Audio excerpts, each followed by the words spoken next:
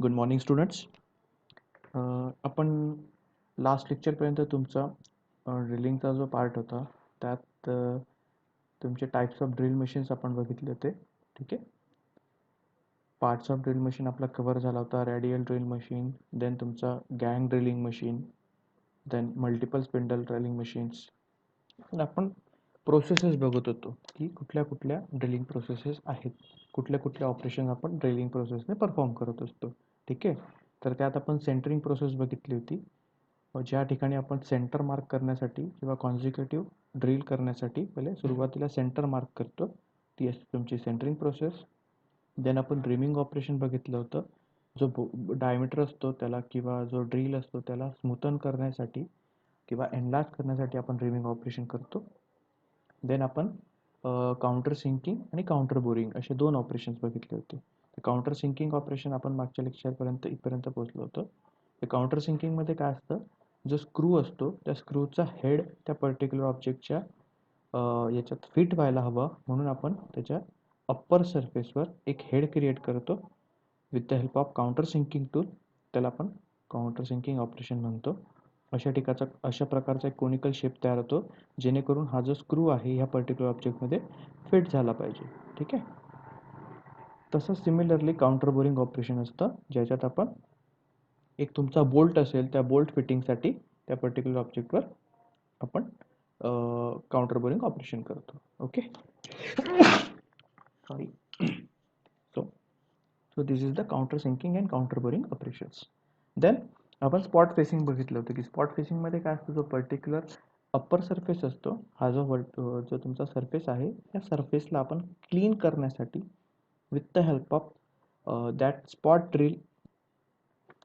spot face tool we do the spot facing over that particular object. The spot facing काय असतं, spot facing is similar to the milling. It is used to provide a flat machine surface on the work part.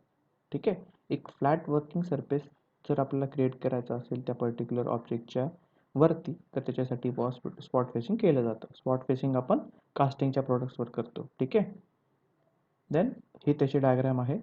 तुम्हाला बघा, जर spot फेसिंगचा तुम्हाला object बघायचा असेल तर ह्या ठिकाणी बघा, हे असे स्क्रू जे आपण स्क्रूचे किंवा बोल्टचे जे हेडसाठी आपण बनवलेलं असतं ना, तर हा बोल्ट वरती दिसतोय आणि हा सरफेस थोडा खाली आहे, तर याला इक्वल करण्यासाठी इथे स्पॉट फेसिंग केलं जात असतं. तर इथे बघा, ज्याला स्पॉट फेसिंग केलेलं नाही म्हणून हा बोल्ट वर दिसतोय, याला स्पॉट फेसिंग केल्यामुळे हा बोल्ट इथे प्रॉपरली स्पॉट फेस झाला आहे, जेणेकरून तो प्रॉपरली इथे फिटमेंटमध्ये दिसतो. ठीक आहे. जर स्पॉट फेस नसेल ऑब्जेक्ट, तर काय होतं माहिती आहे का, जेव्हा व्हायब्रेशन्स होतात ना, तर हा पर्टिक्युलर बोल्ट जो आहे, जो स्पॉट फेस केलेला नाही आहे, तो बाहेर येऊ शकतो मशीनच्या व्हायब्रेशन्समुळे. स्पॉट फेसिंगमुळे त्याला कसं इथं प्रॉपर एक सपोर्ट प्रोव्हाइड झाला आहे आणि तो क्लीनली आपल्याला इथं ऑब्झर्व होतोय किंवा दिसतोय. ठीक आहे. सो एक ॲस्थेटिक लुक आपण असतं, एक ॲस्थेटिक पॉईंट असतो. ॲस्थेटिक म्हणजे काय, look of that particular object. ते प्रॉपर ॲस्थेटिक चांगला लुक येण्यासाठी सुद्धा आपण स्पॉट फेसिंग करतो. ठीक आहे. A proper size pilot must be use Wien ever this done on the drill press. तर या अशा एक पायलटचा यूज करून ते स्पॉट फेसिंग केलं जात असतं. देन नेक्स्ट आहे तुमचं टॅपिंग ऑपरेशन. टॅपिंग ऑपरेशन म्हणजे काय, तर टॅपिंग ऑपरेशनमध्ये आपण काय करतो, हा जो पर्टिक्युलर वर्कपीस तुम्हाला इथे दिसतोय, ज्याच्या आतमध्ये आपण ड्रिल केलेलं आहे, ड्रिल केल्यानंतर रिमिंग केलेलं आहे, तर ह्या आतमधल्या होलला आटे पाडण्यासाठी, जेणेकरून त्याच्यात बोल्ट फिट झाला पाहिजे किंवा स्क्रू फिट झाला पाहिजे, तर त्याला थ्रेड्स असायला हवे, त्या इंटरनल डायमीटरला थ्रेड्स प्रोव्हाइड करण्यासाठी आपण टॅपिंग ऑपरेशन करतो. ठीक आहे. हा तुमचा टॅपिंग टूल आहे. सिमिलरली टॅपिंग टूल इन्सर्ट केला जातो. त्याच्या ट्विस्टिंग रोटरी मोशन ॲज वेल एज स्लायडिंग फीड मोशन तुमची नेहमी टोवर्ड्स द ऑब्जेक्ट असते आणि रोटेशनल मोशन जी असते ती त्याच्यामुळे तो आतमध्ये थ्रेड्स क्रिएट करतो. ठीक आहे. तर हा तुमचा वर्कपीस आहे, हा टॅपिंग टूल आहे, इथे टॅपिंग करून आपण थ्रेड क्रिएट करतोय. ठीक आहे. This operation is perform by the tap and is used to provide the internal screw thread on existing hole. Internal screw thread तयार करण्यासाठी आपण टॅपिंग टूलचा यूज करतो. तुम्हाला एक क्वेश्चन आला पाहिजे की सर, जर इंटरनल थ्रेड आपण क्रिएट करण्यासाठी टॅपिंग टूल वापरतो, टॅप टूल वापरतो, तर आउटर थ्रेड क्रिएट करण्यासाठी तर आपण आउटर थ्रेड क्रिएट करण्यासाठी सुद्धा एक डिव्हाइसचे आपण तुमच्या फिटिंगमध्ये बघितलं होतं. फिटिंगमध्ये आपण एक डिव्हाइस बघितलं होतं जे प्लंबर्स लोक यूज करतात. मी तुम्हाला सांगितलं होतं बघा, प्लंबर्सच्या याच्यामध्ये ते फिक्स केलं जातं आणि ते डिव्हाइस तुम्हाला पर्टिक्युलर ऑब्जेक्ट क्रिएट करून देत असतो. एक मिनिट होल्ड.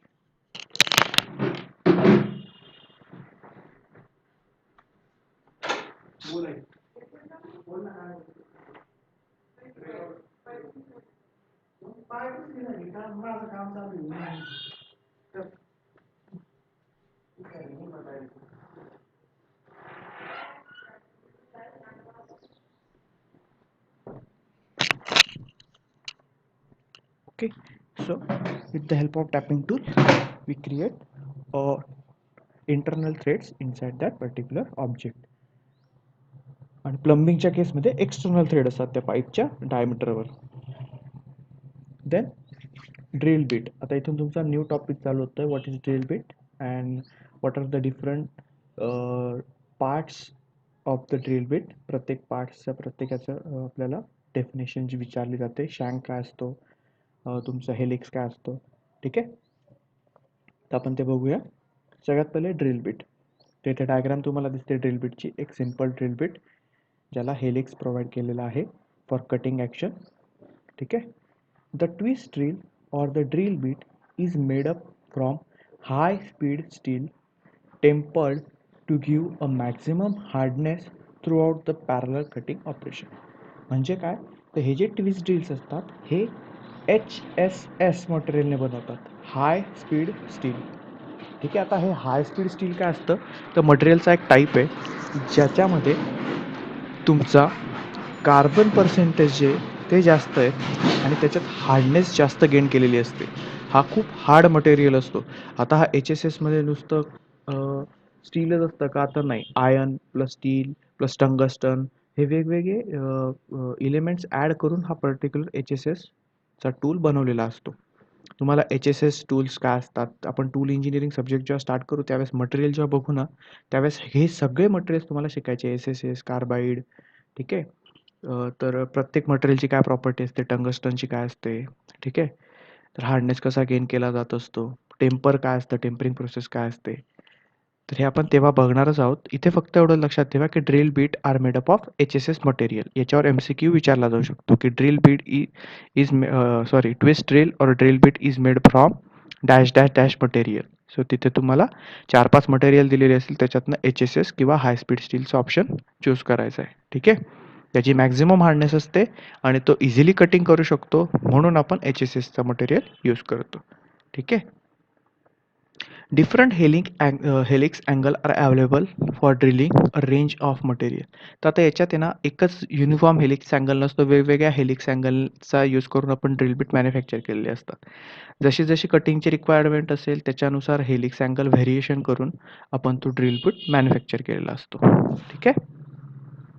हे बघा, असा तुमचा ड्रिल बीट असतो. आता याच्यात पण 2 टाईप आहे.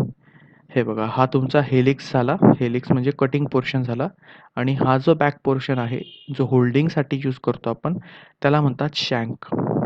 आता ह्या केसमध्ये हा शँक जो आहे, हा स्ट्रेट आहे, ठीक आहे नाही, म्हणून याला स्ट्रेट शँक म्हटलंय. आणि ह्या केसमध्ये बघा, तुमचा हेलिक्स सेम आहे, बट इथला जो पोर्शन आहे, तो टेपर आहे.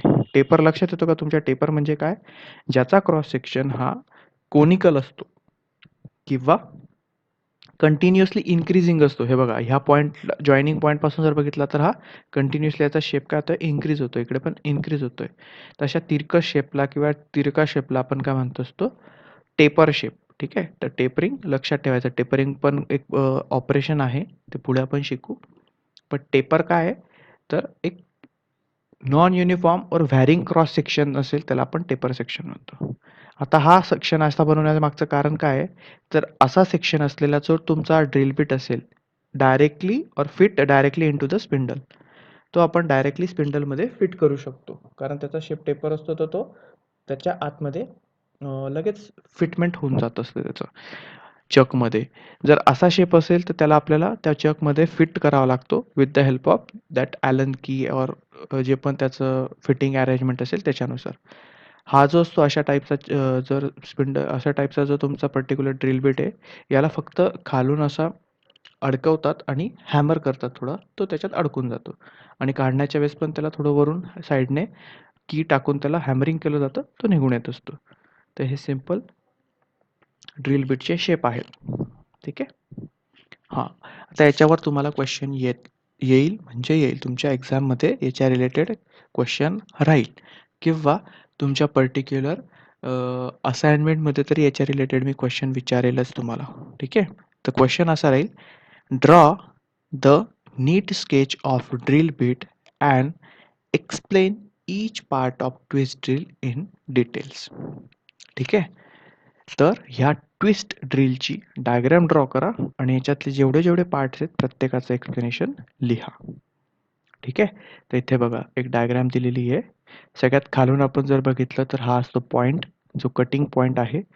कटिंग पॉइंट पासून जोपर्यंत हेलिक्स आहे तोपर्यंतच्या पोर्शनला आपण body of that particular drill bit म्हणतो. बॉडी आणि शँक या दोघांच्या मध्ये नेक असते, neck of that drill bit. Shank म्हणजे काय, जो पोर्शन पर्टिक्युलरली त्या होल्डरमध्ये किंवा चकमध्ये, स्पिंडलच्या होल्डरमध्ये किंवा चकमध्ये फिट होतो, त्याला आपण शँक म्हणत असतो. आणि हा जो वरती असा पोर्शन दिसतोय तुम्हाला, या डायग्राममध्ये तुम्हाला क्लिअर होईल. हे बघा इथे हा जो पोर्शन असतो थोडासा असा, ह्या पोर्शनला आपण म्हणत असतो टँग. ठीक आहे. तर हा टँग, शँक, नेक आणि बॉडी असे याचे पार्ट्स असतात. ठीक आहे. आता इथे बघा वेब दोन टाईपच्या असतात. ह्या दोन टाईपच्या वेब्स याच्यामध्ये यूज करतात. एक ए वेब आहे आणि एक बी वेब आहे. ए वेब काय थिक आहे म्हणजे जाड आहे आणि बी वेब काय आहे तर थिन आहे. तर इथे बघा हे जे तुम्हाला दिसत आहे ना, ही जी दिसते ना ही ए वेब आहे जी थिक आहे, जाड आहे. आणि ही जी दिसते छोटीशी ही बी वेब आहे जी बारीक आहे. तर एक जाड आणि एक बारीक बघा इथं, जाड बारीक, ही बारीक वेब, ही जाड, परत ही जाड वेब आहे, ही बारीक आहे. तशा या थिक अँड थिन वेग अँड वेब बनवलेल्या असतात. ठीक आहे.